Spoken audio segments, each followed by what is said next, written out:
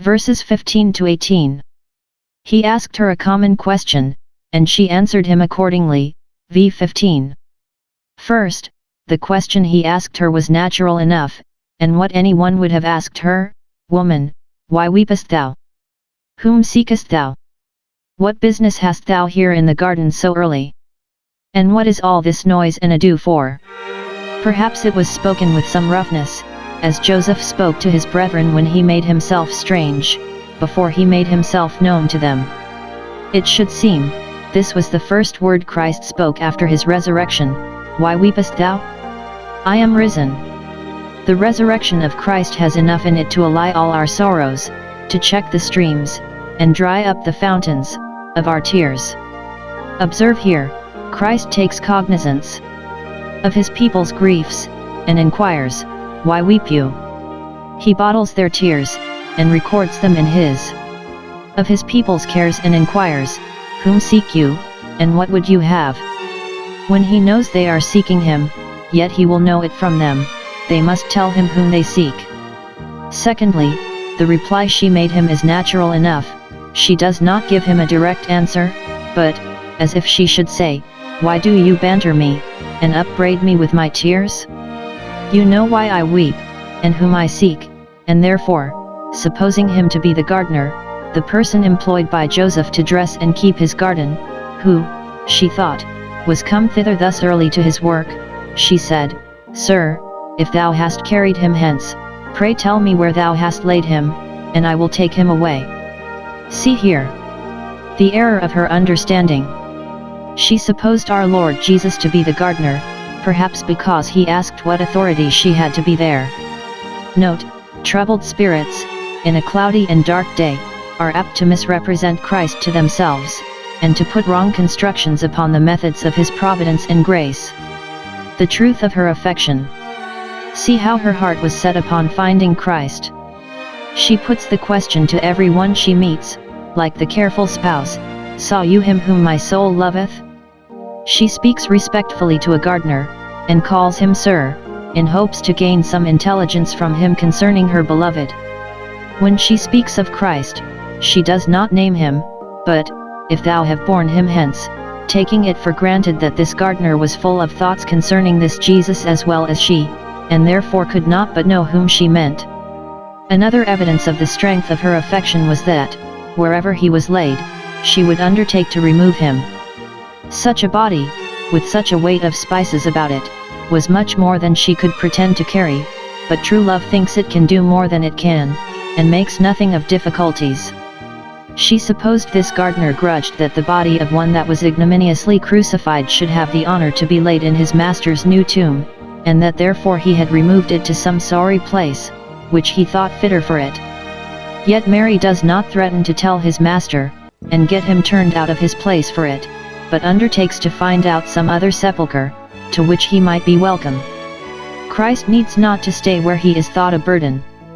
How Christ at length made himself known to her, and, by a pleasing surprise, gave her infallible assurances of his resurrection. Joseph at length said to his brethren, I am Joseph. So Christ here to Mary Magdalene, now that he is entered upon his exalted state. Observe how Christ discovered himself to this good woman that was seeking him in tears. v. 16 Jesus saith unto her, Mary. It was said with an emphasis, and the air of kindness and freedom with which he was wont to speak to her. Now he changed his voice, and spoke like himself, not like the gardener. Christ's way of making himself known to his people is by his word applied to their souls, speaking to them in particular.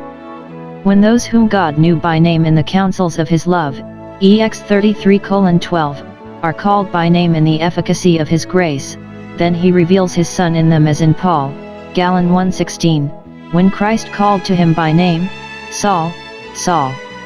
Christ's sheep know his voice, ch 10:4. This one word, Mary, was like that to the disciples in the storm, it is I. Then the word of Christ does us good when we put our names into the precepts and promises. In this Christ calls to me, and speaks to me. How readily she received this discovery. When Christ said, Mary, dost thou not know me? Are you and I grown such strangers? She was presently aware who it was, as the spouse, Cant 2:8, it is the voice of my beloved. She turned herself, and said, Rabboni, my master. It might properly be read with an interrogation, Rabboni? Is it my master? Nay, but is it indeed? Observe, first, the title of respect she gives him, my master, didaskale, a teaching master. The Jews called their doctors rabbis, great men. Their critics tell us that rabbin was with them a more honorable title than rabbi, and therefore Mary chooses that, and adds a note of appropriation, my great master. Note, notwithstanding the freedom of communion which Christ is pleased to admit us to with himself, we must remember that he is our master, and to be approached with a godly fear. Secondly, with what liveliness of affection she gives this title to Christ. She turned from the angels, whom she had in her eye, to look unto Jesus. We must take off our regards from all creatures, even the brightest and best, to fix them upon Christ, from whom nothing must divert us, and with whom nothing must interfere.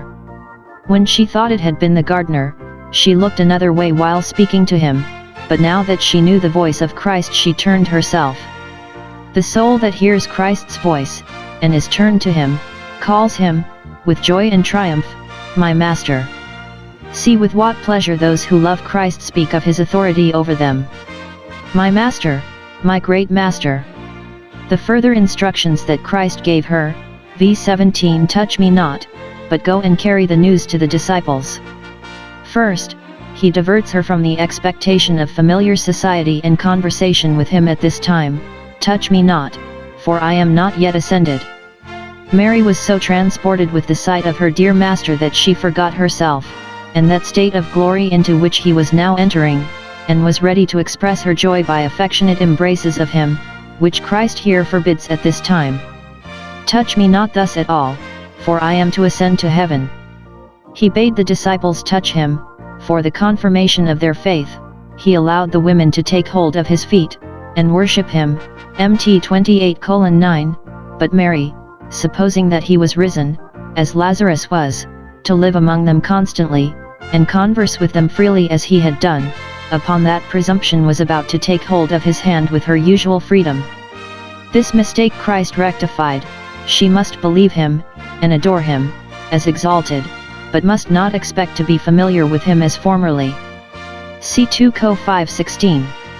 He forbids her to dote upon his bodily presence, to set her heart on this, or expect its continuance, and leads her to the spiritual converse and communion which she should have with him after he was ascended to his Father, for the greatest joy of his resurrection was that it was a step towards his ascension.